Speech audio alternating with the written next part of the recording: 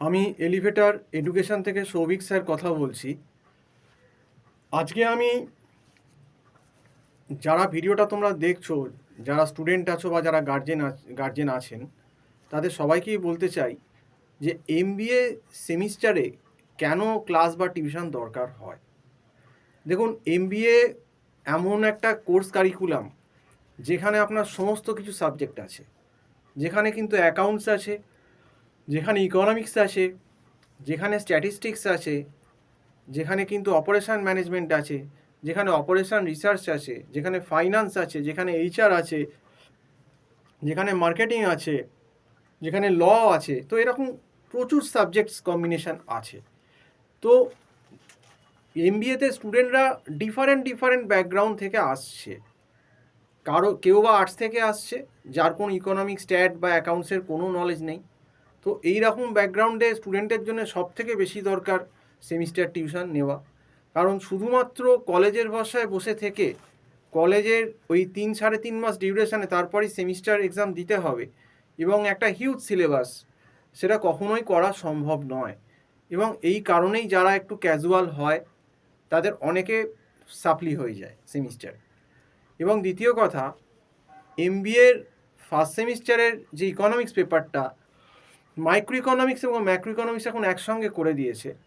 তো সেইগুলো কিন্তু যারা বিকম থেকেও করে আসছে, 12-এ কমার্স ছিল বিকম, তারাও কিন্তু ওই লেভেলের ইকোনমিক্স পড়েনি। তারা কিন্তু ইকোনমিক্সটা পড়েছে থিওরি বেসড। এখানে কিন্তু গ্রাফ, সামস, সমস্ত থিওরি সব কিছুই পড়তে হবে। এখানে কিন্তু ইকোনমিক্সে ক্যালকুলাস লাগবে, ম্যাথসের অ্যাপ্লিকেশান লাগবে, ক্যালকুলাস লাগবে। কাজে ইকোনমিক্স কিন্তু ভালোভাবে করতে হবে। ইকোনমিক্সের ভেতর কিন্তু মাইক্রো ইকোনমিক্সের ভেতর ডিম্যান্ড সাপ্লাই, কনজিউমার ইকুইলিব্রিয়াম, তারপর price consumption curve, income consumption curve, budget line, indifference curve, সমস্ত কিছু কাজে লাগবে।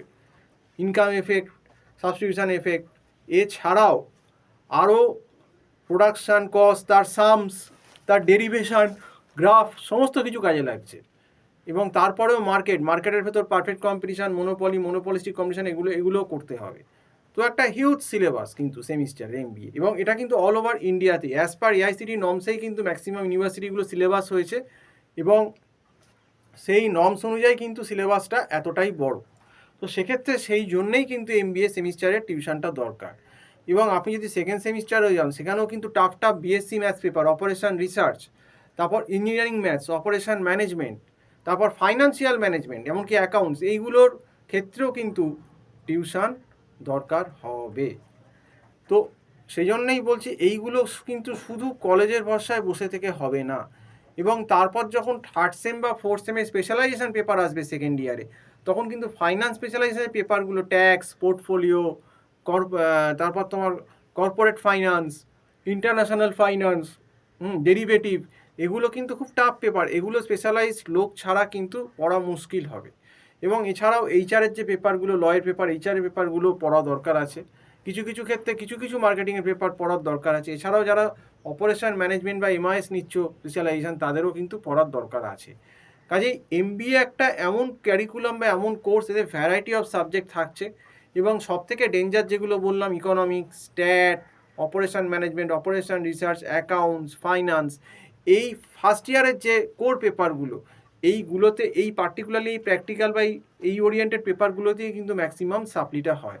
কাজেই স্টুডেন্টদের কিন্তু অনেক আগেই সাবধান হয়ে যেতে হবে, যাতে কোনোভাবেই সাপ্লি না হয়। কারণ ব্যাপারটা যে তোমরা জানো যে এখন আমাদের ম্যাকআউট ইউনিভার্সিটির ইনভিজিলেশন প্রসেস আগের থেকে অনেক টাফ হয়ে গেছে, সিলেবাসের লোড অনেক বেড়ে গেছে। কাজেই এখন কিন্তু আর ক্যাজুয়ালি চললে হবে না। শুধুমাত্র ম্যাকআউটে তো হয়েছেই, এর আগেও ক্যালকাটা ইউনিভার্সিটি বলো, কল্যাণী বলো, বার্ডওয়ান বলো, বিদ্যাসাগর ইউনিভার্সিটি বলো, এদের কিন্তু কোর্স কারিকুলাম যথেষ্ট কিন্তু টাফ। কাজেই যে স্টুডেন্টস নিজে সিরিয়াস হবে না, তার কপালে কিন্তু দুঃখ আছে। তো সেই জন্যেই কিন্তু আগে থেকে সেমিস্টার টিউশনটার কিন্তু অত্যন্ত দরকার আছে এমবিএর ক্ষেত্রে। আমি বলবো, যেহেতু এমবিএতে বিভিন্ন ব্যাকগ্রাউন্ড থেকে ছেলেমেয়েরা এমবিএ পড়তে আসছে, এবং এমবিএ কোর্সের বৈচিত্র্য অনেক, মানে প্রচুর সাবজেক্ট ইন ডেপথ জানতে হবে, তবে কিন্তু সে একটা ভালো রেজাল্ট করতে পারবে। এবং কনসিস্টেন্সি রাখতে হবে, আগে থেকে পড়তে হবে। তো যাই হোক, সম্পূর্ণ ভিডিওটা দেখার জন্য অসংখ্য ধন্যবাদ। নমস্কার।